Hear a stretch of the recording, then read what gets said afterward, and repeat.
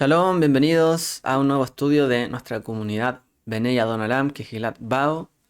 Les recordamos que pueden encontrar nuestros estudios en el canal de YouTube o YouTube en Kehilat Bao, o también en nuestro grupo de estudio. Lo pueden encontrar en el enlace de la descripción, abajito el grupo de estudio Torah al Pi Yeshua. Ahí pueden encontrar todos nuestros estudios, incluso algunos que no aparecen aquí en YouTube, ya, para los que quieran ahí revisar. Y estamos viendo eh, un poco sobre la fiesta de Hanukkah. Ya tenemos varios estudios al respecto y ahora vamos a referirnos un poco a lo que fue la Haftará de este día, que nos habló un poco de la profecía de Zacarías y el tema de la luz y cómo Yeshua se presentó como la luz y cómo también nosotros fuimos llamados a ser luz del mundo, una luz en la oscuridad. Como cantábamos, ¿cierto? Hace un momento aquí. Eh, Levántate y resplandece porque ha venido tu luz. Ha llegado tu luz. Ha amanecido sobre ti. Hanukkah es la fiesta, ¿cierto? De las luces. Hag Urim, la fiesta de las luces. Donde se recuerda, ¿cierto? La dedicación, la rededicación del altar. Y del templo en sí. Que fue, ¿cierto? A través también del encendido de la menorá. Ha venido la luz, ¿cierto? Sobre Israel. Y eso fue restaurado en ese día. En un día, en otra época, ¿cierto? En un día como este. Así que vamos a ver en este séptimo día de Hanukkah, ¿cierto? Que cuando estamos haciendo este estudio ya, prácticamente llegando al séptimo día, somos luz del mundo.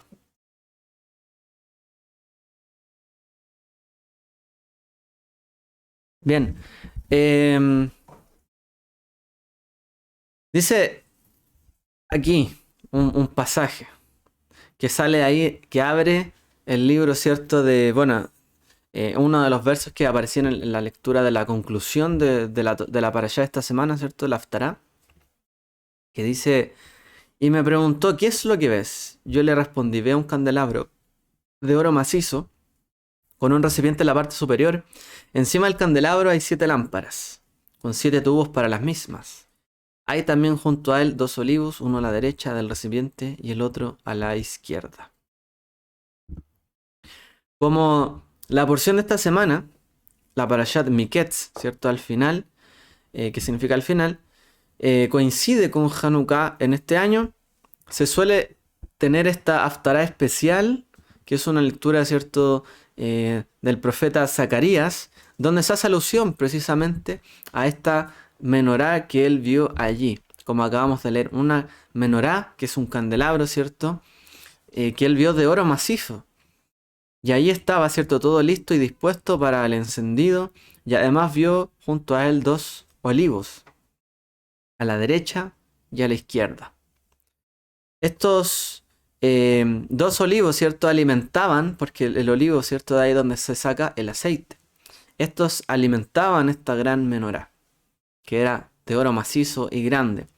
Y la interpretación, podríamos decir más literal del texto, a qué se podría estar refiriendo, es precisamente a Yehoshua o Yoshua, el sumo, incluso Yeshua, si no me equivoco se le llaman en algún verso, el sumo sacerdote Yoshua, y también a Zorobabel, que eran las dos figuras religiosas y políticas que en el fondo estaban permitiendo que nuevamente hubiese o fuese a haber un encendido, una dedicación del templo, un retorno, ¿cierto?, al encendido, al templo, a Jerusalén. Pero generalmente la profecía no solamente da una interpretación del momento, a veces también se suele, ¿cierto?, mirar y qué estará representando a futuro, qué estará anunciando, ¿cierto? Pocas veces una profecía tendrá un efecto tan inmediato y solamente eso, sino que realmente tiene una trascendencia un poco más allá, digamos como un doble significado. Y generalmente los árboles, ¿cierto? Te pueden referir a personas en la escritura. Ya puede haber una referencia a las personas con los árboles, pero también a las naciones, por ejemplo. A Israel se le compara con un olivo. Y nosotros sabemos, ¿cierto?, que en el Brit Hadashah, en el libro de Romanos también, y bueno, y Gálatas, en general, se identifica, ¿cierto?, al pueblo del Eterno como el olivo, pero también un olivo, ¿cierto?, silvestres. Olivos o otros olivos que están en el fondo alimentando una menorá, iluminando, ¿cierto?, del templo. Y así es que algunos interpretan incluso este pasaje como los creyentes del pueblo de Israel y también todo ese olivo, digamos, injertado.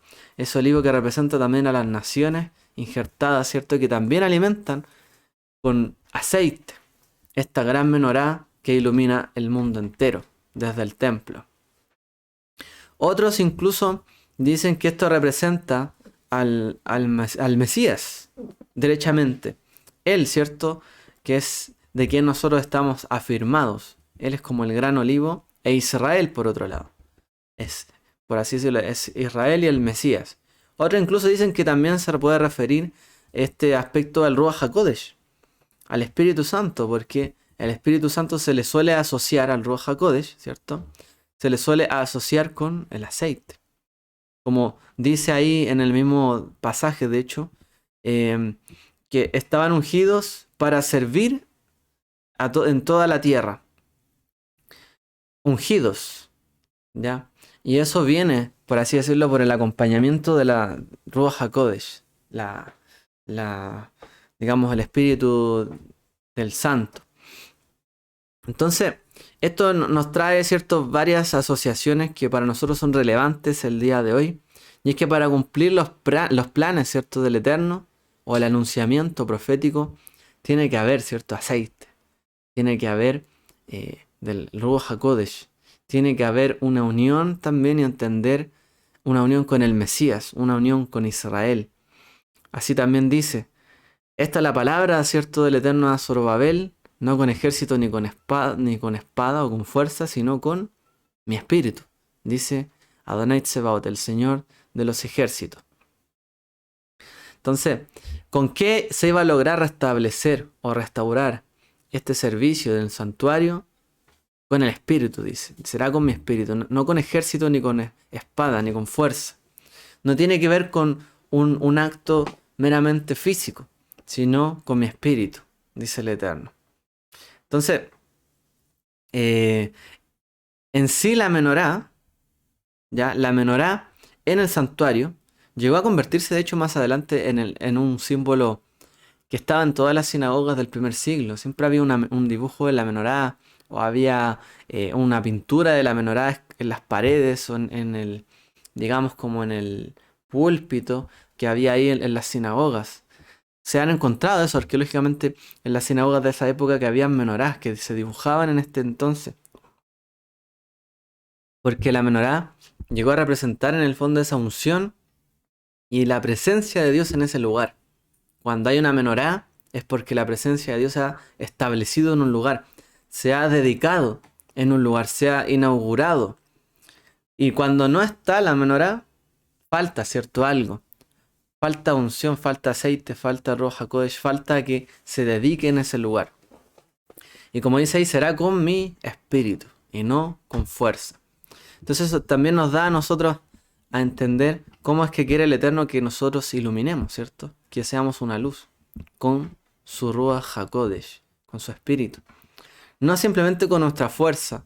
No se trata esto de poner Hanukkah en todas las ventanas, lo quiera o no, y forzarlo a las personas que vean la luz de la Hanukkah o vean la luz del Señor, sino que realmente con el espíritu de Él pueda, ¿cierto?, iluminarse el mundo.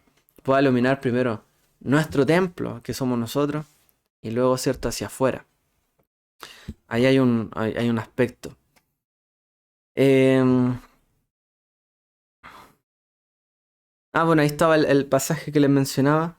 Así que el ángel me dijo, esta es la palabra del Señor para Zorobabel. No será por la fuerza ni por ningún poder, sino por mi espíritu, dice el Señor Todopoderoso.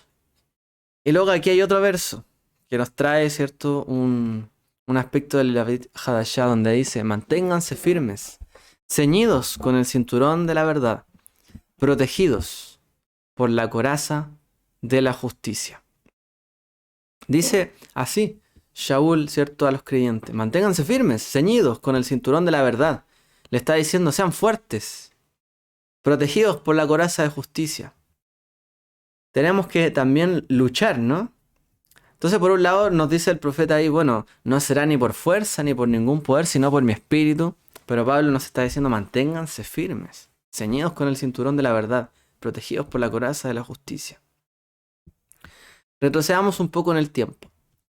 La historia de Hanukkah, ¿cierto?, nos trae a la historia de los Hashmonaim o los Asmoneos, que era una familia que logró, ¿cierto?, algo que aparentemente era difícil de conseguir en ese momento, que era derrotar al opresor que estaba sobre, ¿cierto?, en contra a Israel. ¿Cuál era el propósito? El propósito era limpiar, ¿cierto?, el templo, vaciar el templo de la idolatría y rededicarlo también con su propósito que tenía desde el inicio, que era iluminar el mundo. Cualquier cosa que interrumpe, ¿cierto?, en la trayectoria de la luz, inmediatamente hay una sombra, se genera una sombra, se va produciendo una tiniebla. Es necesario limpiar de todo, ¿cierto?, lo que no corresponda en un lugar para que la luz pueda llegar a todos los rincones. Y la luz del Eterno es de tal manera, la menorá, que no podía, ¿cierto?, encenderse si es que había algo que era extraño ahí. Tenía que limpiarse el lugar. De ahí entendemos también que para iluminar, o en el sentido de la Torá, para iluminar, tiene que haber, ¿cierto?, limpieza, pureza. Por eso es que en el sacerdocio siempre está ligado el tema de la pureza con la santidad, el encendido, el servicio a Dios. Siempre la limpieza o la pureza tiene mucho que ver con el servicio a Dios. Para que nada, ¿cierto?, no haya nada que pueda entorpecer o como un aspecto, ¿cierto?, que entorpezca, que logre empañar la presencia del Eterno. Nada podía estar ahí empañando, ni en la vestidura, ¿cierto?, ni en sus palabras, ni en los hechos, en nada, prácticamente. Podía empañar la presencia del Eterno. Y de ahí entendemos, ¿cierto?, la importancia de ser personas limpias, ordenadas.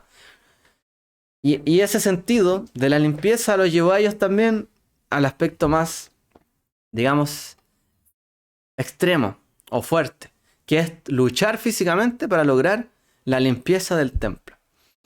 Esto no sería adecuado si solamente fuera por fuerza y fuera por algún poder que lucháramos. Porque si el propósito simplemente es luchar porque me siento oprimido, no se cumple. No estamos buscando el propósito, ¿cierto?, de lo que realmente se ha perdido. Pero esta familia lo tenía claro porque ellos eran Kohanim, eran sacerdotes. Ellos sabían que para volver a hacer un servicio a Dios, ¿cierto?, al Eterno, en ese momento tenían que limpiar todo eso, pero para eso tenían que vencer a los enemigos. El propósito es limpiar el lugar para establecer nuevamente el encendido de la menorá y la presencia del Eterno pose nuevamente sobre el lugar para dedicarlo nuevamente. Y esa es la manera o el método, ¿cierto?, en el cual ellos actuaron. ¿Cómo buscaron ellos ser luz o que la luz que Dios había colocado en Israel para el mundo a través de la menorá, que ahí se representaba, pudiese nuevamente iluminar, buscando limpiar el lugar? No era simplemente vencer al enemigo, ¿ya? Porque la prioridad no es vencer al enemigo en la Escritura. En la Escritura no se trata de vencer al enemigo, se trata de limpiar el camino para establecer, ¿cierto?, la luz de Dios, el mandamiento de Dios para que se pueda cumplir su voluntad y limpiar ese camino. Por eso dice el pasaje también, por cómo limpiará el joven su camino, ¿cierto?, con guardar la palabra. Porque hay que limpiar el camino para lograr guardar la palabra. Entonces, para que haya luz, hay que limpiar el camino. Para que una Hanukkah pueda iluminar, hay que limpiar el camino. Yeshua dirá, ¿cierto?, más adelante, o sea, no podemos poner una lámpara, una menorá, digamos, debajo de una mesa, porque no va a iluminar nada. Eso se coloca arriba, ¿cierto?, arriba de una mesa. O, en el caso de Jerusalén, arriba de un monte, no abajo. Ok, el propósito de ser luz tiene que ver también con la limpieza, ¿ya? Eso hemos dicho. Entonces, en este momento, Matatías, ya él se desempeñaba como sacerdote en el lugar y una de las personas, ¿cierto? Un funcionario griego trató de obligarlo a sacrificar a un dios pagano. Él se resistió, cuenta la historia, y él mató, ¿cierto? A este funcionario finalmente. Esto provocó también represalias de Antíoco IV contra los judíos. O sea, los trataron de obligar a hacer algo en contra, ¿cierto? De la Torá. Y él se resistió. Porque su propósito era mantener la luminaria encendida en ese momento. Bueno, esta acción provocó, por supuesto, un gran problema. Sin embargo, él, Matatías, y uno de sus hijos, Yehudá, luego de que él murió, continuaron la lucha, ¿cierto?, contra los griegos paganos, y él, Yehudá, recibiría el nombre de Macabí, o Macabeo, que significa martillo, porque fue como un martillo contra sus enemigos. Ellos se levantaron, ¿cierto?, contra los griegos y vencieron. Y recuperaron Jerusalén y purificaron el templo.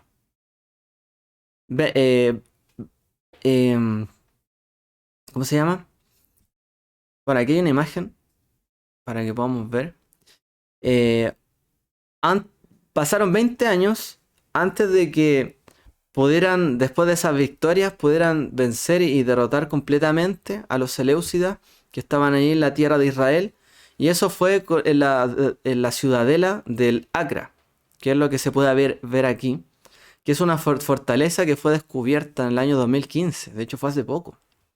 Hace no mucho se descubrió este lugar que contaba la historia de que ahí habían vencido a los Seleucidas, digamos, definitivamente. Y eso se descubrió, esa imagen viene del 2015, que lo excavaron. Una fortaleza donde ellos pudieron, ¿cierto?, a la afuera de la ciudad vieja de Jerusalén, vencer a los Seleucidas. Muchos fueron derrotados en manos de pocos, cuenta la historia. Eso es lo que recitamos, ¿cierto?, en Hanukkah. Los muchos fueron derrotados por los pocos. De la misma manera, ¿cierto?, que un poco de luz puede iluminar una gran oscuridad. Solo un poco de luz puede vencer mucha tiniebla. Así también, pocos en número pueden derrotar a muchos en número. Esa es la lógica del Eterno. La lógica del Ruach HaKodesh. No con poder ni con fuerza. Porque alguien, si hubiese dicho, somos menos que ellos, ¿para qué vamos a luchar? Simplemente vamos a morir. No hubiesen logrado, ¿cierto?, vencer. Pero ellos optaron por la lógica, digamos, espiritual de Dios. Un poco de luz disipa muchas tinieblas. Pocas personas, pero que quieren limpiar el lugar y dedicarlo a Dios, pueden vencer a muchos que quieran oponerse. Así derrotaron a estos griegos paganos y nuevamente, ¿cierto?, dedicaron el lugar. Y todo esto, ¿cierto?, permitió que, como dice el libro de Hebreos, relatando también los hechos de los padres, que como por la fe lograron muchas cosas, dice, ¿qué más voy a decir? Me faltaría tiempo para hablar de Gedeón, Barak, Sansón, Jefté, David, Samuel y los profetas, los cuales por la fe conquistaron reinos, hicieron justicia y alcanzaron lo prometido. Cerraron bocas de leones, apagaron la furia de las llamas y escaparon del filo de la espada. Sacaron fuerzas de flaqueza, se mostraron valientes en la guerra y pusieron en fuga a ejércitos extranjeros. Y ese último, ¿en referencia a quién? A los Macabim, a los Macabeos, ¿cierto? Porque ellos fueron los que se mostraron valientes en guerra. Antes de eso no había ocurrido todo esto. Y pusieron en la fuga a ejércitos extranjeros de la tierra, como lo hicieron ellos, ¿cierto? Todos ellos, ¿cierto?, actuaron con fe. Actuaron realmente luchando y persiguiendo lo que creyeron correcto. Pero ellos tenían la mirada puesta, ¿cierto?, en lo que era el propósito. No lucharon porque querían vencerlos, ni porque querían verlos derrotados, sino porque tenían el propósito, su misión. Cada uno de ellos tenía una misión, ya sea conquistar la tierra, ya sea cumplir una palabra del Eterno, ya sea mantenerse firme en medio del mundo, ¿cierto?, del paganismo, o ya sea para mantenerse en el puesto en que Dios los puso para estar ahí iluminando, ¿cierto?, el templo, manteniendo el servicio a Dios. Todo el propósito que uno tiene en la vida es lo que lo lleva también a luchar por ello. Pero cuando no ponemos nuestros ojos, ¿cierto? En la meta, en el propósito, en el llamado, las luchas, ¿cierto? De hombres, de personas, de la humanidad, son en vano. Por eso dice, no con fuerza ni con ningún poder, sino con mi espíritu. Porque tiene que tener propósito nuestra lucha, nuestra batalla. No sirve de nada pretender ser personas que queramos iluminar el mundo con lo que somos, si no estamos llamados a alumbrar, por ejemplo, algo en particular o a alguien en particular. Usted puede gastarse mucho tiempo a lo mejor hablándole a alguien, pero no es propósito tal vez hablar a alguien o que una persona X, no sé, reciba dicha luz o que una ciudad reciba dicha luz. El Eterno permite las cosas, ¿cierto? En su momento y las cosas se dan de acuerdo a su tiempo y a sus propósitos. Entonces, el propósito de ser luz, por supuesto, tiene que ver con iluminar a todos, pero el propósito es ese, ser luz. No forzar a los demás para que reconozcan la luz que hay en mí. ¿Ya?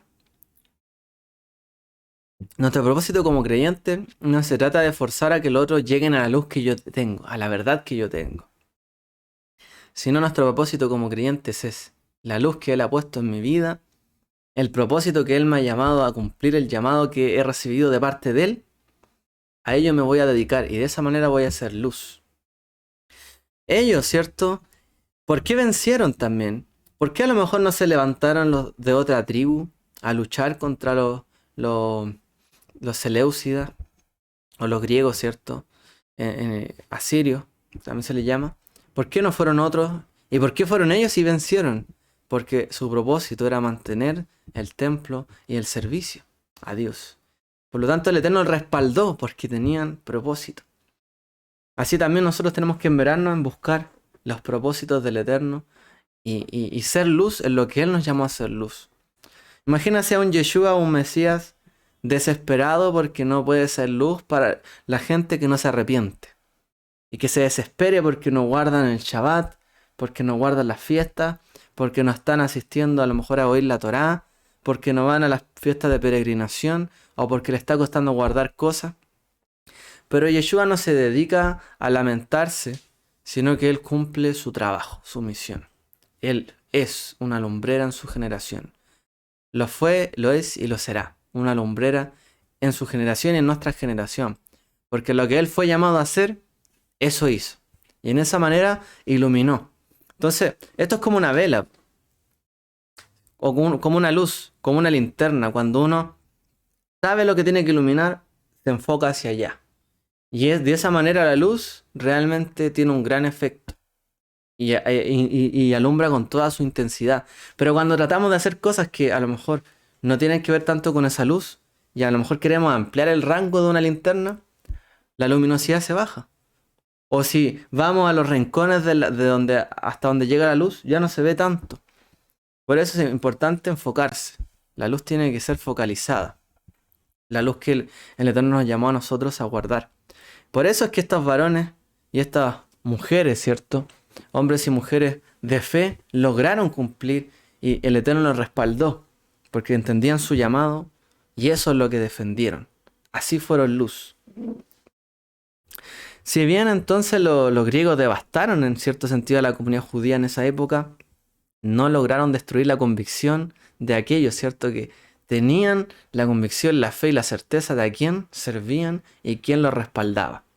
Y a quién, en el fondo, era quien le rendían honor y loor y a quien tenían que encenderle el fuego en el altar, ¿cierto? En la menorá. Solamente a él y a nadie más. Entonces, aún cuando ellos profanaron de todas maneras el templo, ¿cierto? Colocando una estatua de Zeus, como cuenta la historia, no lograron erradicar, ¿cierto? La purificación. Y esto es lo grande también, la grandeza de la pureza y de la teshuvá. Porque ellos pueden ensuciar el templo, pero no van a quitar la opción y no pueden destruir la opción de limpiar el templo, de purificarlo. De que la menorá se rodee nuevamente con olivos, donde pueda fluir, ¿cierto?, el aceite hacia ella. donde el pueblo nuevamente pueda dedicarse a Dios y nuevamente esa menorá alumbre aún con mayor intensidad. Podrán, ¿cierto?, querer destruir a las personas muchas veces o a los hijos del Eterno, pero no saben que la semilla que tenemos en nuestra vida y en nosotros, que vuelve a germinar, ¿cierto? Alguien podrá creer que ensuciando nuestra vida, nuestro testimonio, nuestra imagen podrá destruirnos, pero no saben que nos podemos arrepentir. Y también hay grandeza para restaurar, ¿cierto?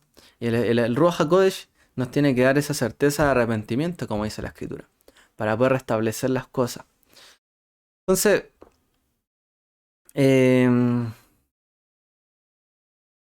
esto nos da pie, ¿cierto?, a lo que fue la santificación del templo y de la menorá, ¿cierto? Y el nacimiento de esta nueva menorá de 8 brazos más uno central, la Januquía o la Januquía, que realmente fue hecha, ¿cierto?, a la luz del milagro que ocurrió en esos días, donde una vasija de aceite, que era la única que quedó en el templo, sirvió para iluminar durante 8 días.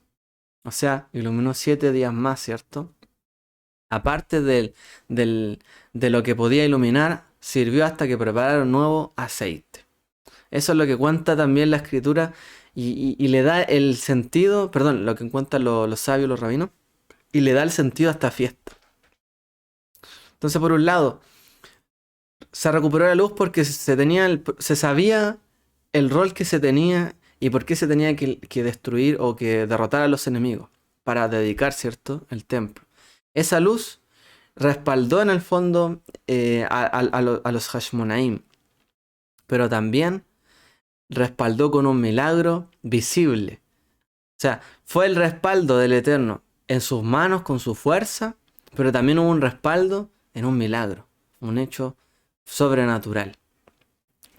De ahí, ¿cierto?, vemos realmente cómo es que el Eterno actúa. Primero hizo que vencieran, que derrotaran, ¿cierto?, a los griegos, y luego el Eterno hace un milagro y se puede ver su mano en todo ello, como un broche de oro, ¿cierto? A los que buscan la luz siempre encuentran más luz de lo que buscaban. Y eso es lo que el Eterno nos dice en la Escritura realmente. A los que persiguen, ¿cierto?, la luz de la justicia, serán saciados. Y aún, dice, verán más allá. El Señor será su justicia realmente. Y permanecerá perpetuamente. Dice el libro de Hechos. Ay, ¿qué pasó? Perdón, aquí pasó algo. Ay, todo bien. Dice, te envío a estos para que les abra los ojos y se conviertan de las tinieblas a la luz, del poder de Satanás, del enemigo, el adversario, a Dios, a fin de que, por la fe en mí, reciban el perdón de los pecados, la herencia y la herencia entre los santificados. Dice, ahí es enviado, ¿cierto? Dice, te envío, ¿para qué? Para que abra los ojos de los que... y que se conviertan de las tinieblas a la luz, del poder del enemigo al de Dios, de Satanás al de Dios. Ya, para que reciban, ¿qué dice? El perdón y la herencia entre los santificados. El propósito de abrir los ojos es ¿para qué? Para recibir perdón. ¿Por qué nosotros o por qué las personas reciben la luz del Mesías? ¿Para qué? Como ahí dice, para que reciban perdón de pecados. Para que se arrepientan. ¿Para qué les he dado a conocer la luz a los hombres? ¿Por qué vino Yeshua a mostrar su luz ante las personas? Para que nos arrepintiésemos. ¿Por qué nosotros le hablaríamos a nuestro prójimo contándole lo que nosotros hemos aprendido? ¿Para refregarle en su cara de que está mal, equivocado? ¿O para que reciba el perdón de pecados y se arrepiente y encuentre en el fondo un camino de mayor justicia y verdad? Para que luego también él pueda tomar la herencia entre los santos, como aquí dice. Entonces, nuestro propósito de ser luz, como aquí dice, de abrir los ojos y de hacer que las personas se conviertan, no es simplemente que se conviertan para demostrar que yo tengo luz o que Dios me respalda. No, sino para que ellos puedan recibir perdón. El propósito de la luz no es un propósito mezquino. Al contrario, ¿cierto? La luz no se oculta de nadie. Cuando llega la luz, llega a todo lugar donde se le permite. No es restrictivo, la luz no dice, no, aquí no voy, sino que siempre llega a todo lugar. Pero por eso nos dicen a nosotros, en el fondo, te envío para que abran los ojos, pero para que reciban perdón de pecados. No para recriminar cosas ni condenar al mundo, como dice la Escritura, porque Yeshua no vino para condenar al mundo, sino para que fuese salvado. El propósito de la luz es ese, que las personas se den cuenta, abran los ojos y reciban perdón. ¿Por qué? ¿Cómo somos luz nosotros? De esa manera, pensando, ¿cierto?, en el bien del otro, pensando en cómo Dios también está llamando a las personas a través de nuestra vida. Eso tiene que ser nuestro enfoque como nosotros como luz del mundo. Yeshua señaló realmente que sus propias obras eran las obras del Padre, que sus obras eran el testimonio de su identidad y del llamado que Dios le había dado a él, ¿cierto?, en esta vida. Y de hecho hay un momento que, bueno, aquí aparecen nuevamente aquí los textos, donde Yeshua habla de esto, de ser la luz. Y fue precisamente, digamos, en una fiesta que está en Sukkot, de hecho. Que Sukkot dura 8 días y Hanukkah también dura 8 días. Y muchos dicen que en realidad dura 8 días también en referencia a Sukkot. Porque en el último día de Sukkot había una ceremonia de gran luz. Pero aún así, antes de explicar eso, cuando Yeshua habla en el Sermón del Monte, él dice lo siguiente. De la misma manera, deja que tu luz brille ante los demás para que vean tus buenas obras y glorifiquen a tu Padre que está en los cielos. Deje que tu luz brille ante los demás para que vean tus buenas obras. Si los Hashmonai no hubiesen hecho lo que hicieron, no habría habido en ese momento menorá que iluminara ante las personas. Si ellos no hubiesen hecho la acción en ese momento, en el fondo, si ellos no hubiesen sido luz para su generación de luchar, ¿cierto?, por lo que era correcto, tampoco los demás hubiesen recibido la luz de la menorá. Si no me equivoco, la semana pasada lo mencionamos. Sí, parece. Que realmente todo el contexto de la Brit Hadashah está, ¿cierto?, desde el contexto de los Macabim en adelante, de los Macabeos. O sea, había templo porque ellos habían hecho un acto. Ellos habían vencido, ¿cierto?, a los griegos y ellos estaban bajo la opresión romana en la época de Yeshua. O sea, la historia de Hanukkah, de vencer a los griegos, resonaba mucho los días de Yeshua. De hecho, el mensaje, después lo que vino después, el sistema de estudio de la Torá, de discusión y varias cosas, vinieron desde esta época. El judaísmo floreció después de este evento, desde que se rededicó el templo. Yeshua también dijo, las obras que yo hago en el nombre de mi Padre dan testimonio de mí. Lo que yo hago en nombre de Él da testimonio de mí. ¿Se fijan? Porque Yeshua en el fondo reconoce en este sentido de que la fuente de todas las cosas, ¿cierto?, es el Padre. Todo lo que viene o todo lo que es nuestro, que pensamos que es nuestro, en realidad viene de Él. Nosotros somos recipientes en este mundo. Venidos a este mundo somos recipientes para mostrar las bondades de Dios, del Padre. Cuando Yeshua dice para que vuestras buenas obras, ¿cierto?, sean vistas ante los demás, en el fondo, y de esa manera glorifiquen a vuestro Padre que está en los cielos. ¿Qué significa buenas obras? Torá y mandamientos, ¿cierto? Buenas obras no significa algo, digamos, como inconcluso. Al contrario, buenas obras son los mandamientos de la Torá. Como dice el Salmo, el mandamiento es luz, ¿cierto? Lámpara a mis pies, lumbrera a mi camino. Esa es la Torá, ese es el mandamiento. El mandamiento es una luz. Por lo tanto, ¿qué es lo que van a ver para que sea visto como una gran luz, ¿cierto?, las personas? Para que brille el mandamiento. Cumplir el mandamiento. Cumplir la Torá. Cumplir buenas acciones. Hacer lo que el Eterno nos mandó. Eso hace que puedan los demás ver la luz, ¿cierto?, el brillo de Dios en nosotros. Y eso es lo que hizo Yeshua. Porque yo todo lo que hago, las obras que yo hago, son las obras del Padre, esas dan testimonios de mí. dice Yeshua. Lo que yo hago es lo que Él mandó a hacer. Eso es lo que da testimonio de quién soy yo. El mandamiento. ¿Ya? Por eso es importante no alejarse, digamos, para todos, en realidad, de la línea de que el mandamiento es la luz, es la voluntad del Eterno. Aun cuando hemos hablado en otro estudio de que no es algo que se le deba imponer, por ejemplo, a los nuevos creyentes, todos los mandamientos, etc.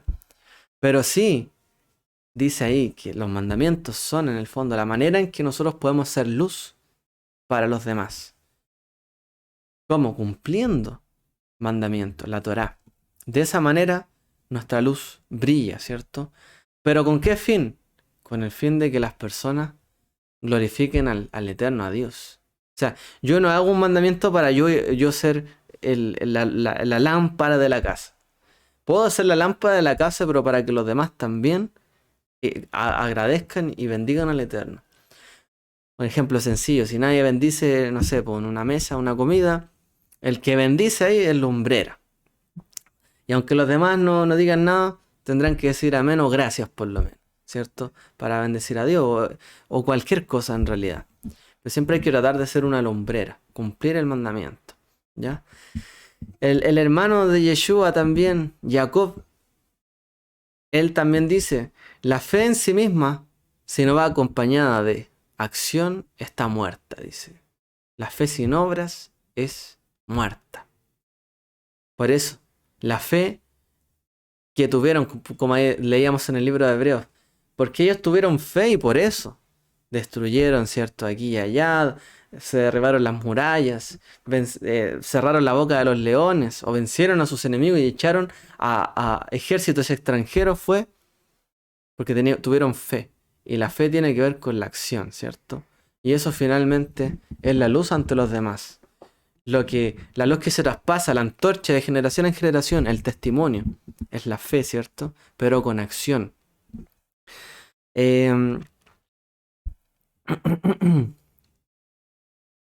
Por ejemplo, para la fiesta, ¿cierto? De la Hanukkah, esa luz nosotros vamos encendiéndola día a día y la vamos incrementando.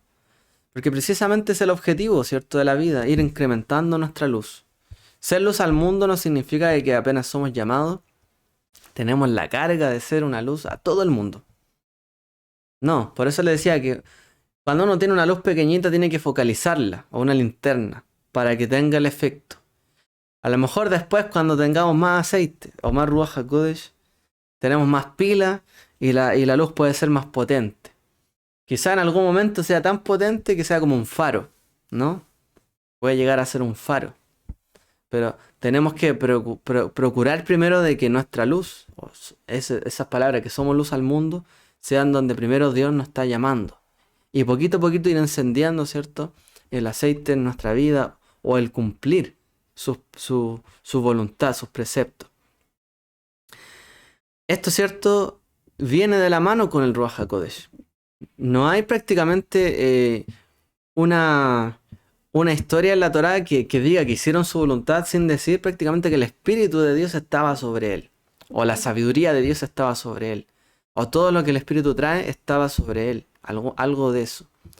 Porque eso es lo necesario, ¿cierto? Para honrar su nombre. Los reyes tenían, los sacerdotes tenían, los profetas tenían, cómo sanaron enfermos, curaron, ¿cierto? Y sanaron a la nación, cómo purificaron, etc. Era con el Ruach HaKodesh. Así también los discípulos de Yeshua. Dice que ellos sanaron, ¿cierto? Hicieron milagros, ¿por qué? Porque tenían el Ruach HaKodesh. Porque aquella persona que es luz, que da testimonio de su vida, haciendo, cumpliendo, ¿cierto? Los mandamientos, las buenas obras de Dios y que Yeshua nos mandó a hacer. El Eterno lo respaldó cuando tenían el Ruach HaKodesh y la unción para apoyar, ¿cierto? A la nación y hacer obras en medio de la nación. Entonces cuando Yeshua dice que cosas mayores que haríamos, no solamente nos está diciendo ustedes van a hacer cosas más grandes como las que yo hice, van a caminar no por el mar, no por el agua, se van a caminar por las nubes. No se está refiriendo solo a eso, a la acción final, sino que a la acción inicial. Ustedes con lo que han conocido de mí van a poder conocer incluso una mayor justicia y van a poder vivir vidas más justas, más abundantes, porque lo que Él cumplió en pocos años, nosotros los podríamos cumplir toda una vida. Por lo tanto, toda una vida cumpliendo, haciendo buenas acciones, ¿cuánto sería el respaldo del Eterno en nuestra vida realmente? Yeshua estuvo 3 años en su ministerio y hizo grandes cosas. Sus discípulos tuvieron más tiempo todavía que Él, haciendo cosas, cumpliendo la Escritura, los mandamientos, siendo una luz. Entonces, no se trata solamente de ponernos el desafío de decir hay que hacer cosas más grandes, si no, no somos hijos de Él. Bueno, si Yeshua cumplió, fue justo, nuestra justicia para hacer más cosas más grandes tiene que ser incluso como la de Él. E incluso en otros aspectos que Él a lo mejor no alcanzó a cumplir en esta vida por su corto periodo, nosotros sí lo podríamos cumplir. Y seríamos más luz que Él. Y más respaldo del Eterno tendríamos como lo tuvieron los antepasados, para hacer incluso cosas más grandes. Pero tiene que ver todo con eso. ¿Cómo es que somos luz? ¿Cómo es que iluminamos? ¿Cómo es que hacemos cosas más grandes? ¿Cómo es que el Eterno nos respalda? Bueno, el Eterno respaldó a las personas de fe con el Ruach HaKodesh, con la unción, cuando ellos obedecían su palabra, su voz. Y en eso nos tenemos que esmerar. No en que juntemos masas de gente y, no sé, pues tratemos de hacer tremendos milagros y que ese sea el objetivo, sino que hacer que seamos luz en este mundo. Como está escrito, ¿no? El Espíritu de Adonai está sobre mí por cuanto me ha ungido para anunciar buenas nuevas a los pobres. ¿Por qué recibimos unción de parte del Eterno? ¿Por qué recibimos el aceite? Para hacer luz. Dice, para dar buenas nuevas a los pobres, para ayudar al que necesita. Me ha enviado para proclamar libertad a los cautivos. Su pueblo Israel cayó en cautiverio muchas veces, ¿cierto? Cuando hicieron lo malo. Y el cautiverio tiene que ver con regresar al punto de partida, volver a casa, dar vista a los ciegos, al que no veía, al que sus ojos estaban entenebrecidos, que pudiese ver, no solamente de manera física, sino también, digamos, de manera espiritual. Poner libertad a los oprimidos, pregonar el año favorable del Señor, o el año del favor del Señor. ¿Para qué? Para que la persona vea, este es el momento, este es el tiempo, en el cual Él me ha llamado a libertad. ¿Para qué? ¿Para qué? Porque Él va a ser favorable conmigo, si me arrepiento, si cambio, realmente. La unción del Eterno nos ha sido dada para eso, para alumbrar, ¿cierto?, al que no está viendo lo que tiene que ver. Como mencionábamos por ahí en un comentario, los ídolos tienen ojos y no ven, tienen manos y no palpan, tienen boca y no hablan. Pero también dice que la palabra del Eterno está en nuestra boca, en nuestro corazón, está cercano a nosotros. El que tiene ojos para ver, vea, el que tiene oídos para oír, que oiga. Es tan sencillo realmente. ¿Cuál es el problema? Dice, similar a ellos, a los ídolos, ¿cierto? Son los que los hacen. Por eso, si alguien ve algo, tiene que... O sea, si tiene algo al frente, véalo. Si está a la mano el arrepentimiento, arrepiéntase. Si está a la mano el perdón, perdone. Si está a la mano el reconciliarse, reconcíliese. Si está a la mano darle un abrazo a alguien, ¿cierto?, que lo necesita, hágalo. Para eso tiene manos, ¿cierto? Y para palpar. No para hacerse el ídolo, el duro, ¿cierto? Como el artefacto, como el ídolo, que tiene ojos y no ve. Tiene ojos, alguien le pide, porque necesita el pobre, y usted lo ve y es como que no lo ve en realidad. Tienes ojos y no ves. Alguien te está pidiendo y no eres capaz de ayudar. Alguien necesita una palabra y no eres capaz de hablar. Esos son los ídolos que se describen en la Escritura. Tienen ojos y no ven, bocas y no hablan. Similar a ellos son quienes los hacen.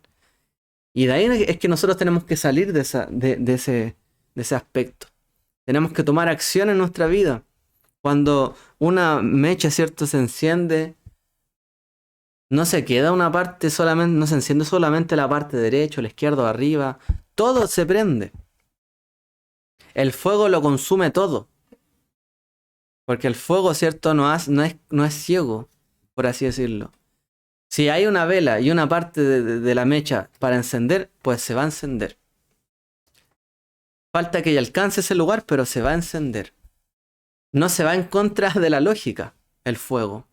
El fuego tiene su lógica. Somos nosotros los que a veces no tienen su lógica.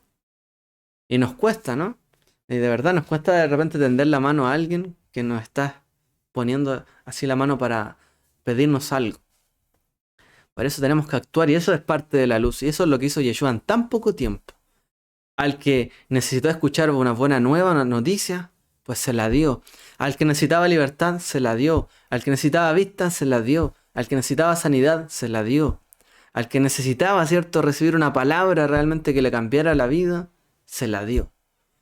Y no se guardó nada. Actuó. Lo que vio lo hizo, lo que oyó del Padre eso hizo. Y así fue luz. De una manera que nadie, ¿cierto?, quizás lo ha podido imitar, pero que Él dijo que tenemos que hacerlo. Y aún mayor. Porque tenemos más tiempo que Él, incluso, si el Eterno así lo permite. Luego enrolló el libro, se lo volvió al ayudante y se sentó. Todos los que estaban en la sinagoga lo miraban detenidamente. Y Él comenzó a hablarles diciendo: hoy se cumple esta escritura en presencia de ustedes. Hoy día. ¿Por qué? ¿Por qué? Porque Él era el enviado, ¿cierto? Realmente a hacer esto. Y no solamente porque Él era el enviado, sino porque Él se dedicó a hacer ese trabajo. Y Él lo hizo. Y por eso se cumplió. Si Él no hubiese hecho eso,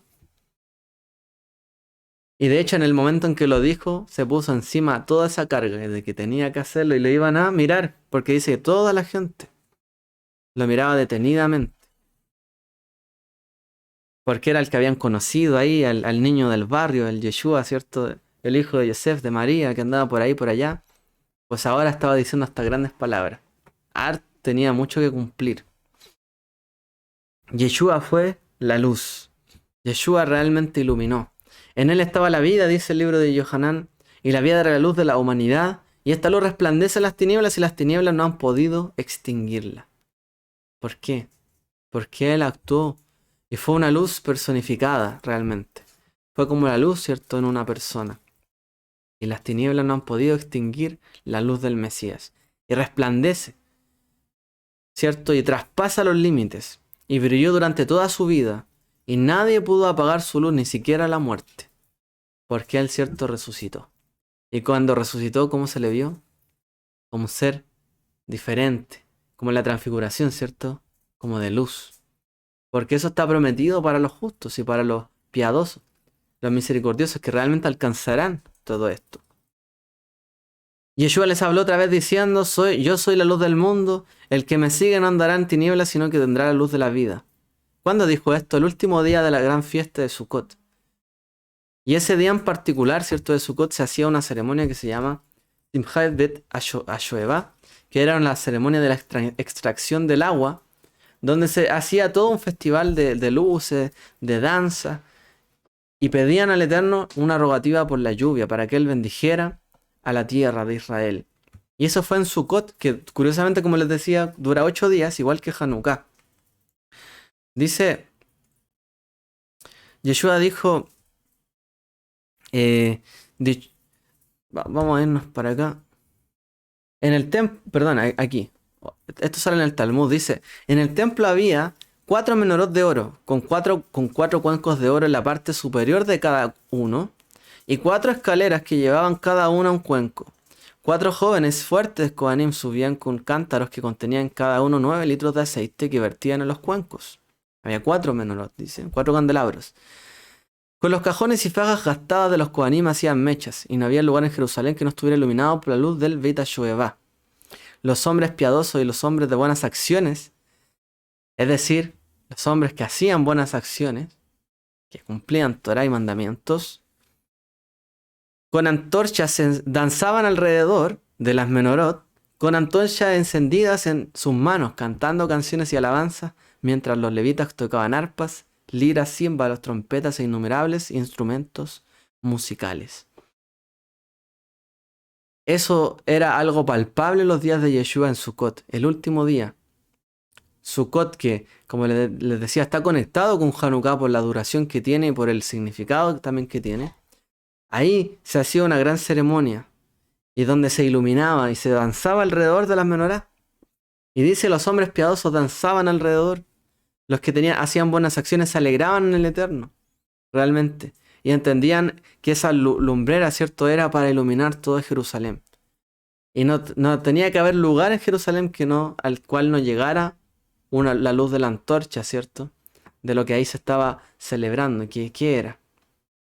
La presencia del Eterno en medio de su pueblo, ¿cierto? El octavo día de Sukkot, que marca el día de la reunión con el Eterno. Su presencia en nuestro medio, en nuestro corazón. Estamos unidos a Él. La luz de Él es como la luz de nosotros, porque estamos juntos. Todos. Él mora en medio nuestro. Su luz está en medio nuestro. Y no hay lugar en Jerusalén que no pueda tener luz de Él cuando Él está en medio nuestro. El simbolismo que tenía todo esto.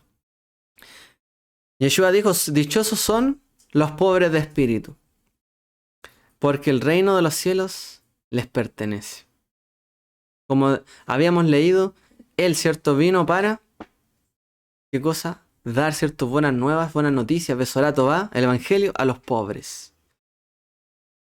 Y ser pobre, ¿cierto?, en el espíritu tiene que ver con saberse cuánto necesitamos de su misericordia y su bondad.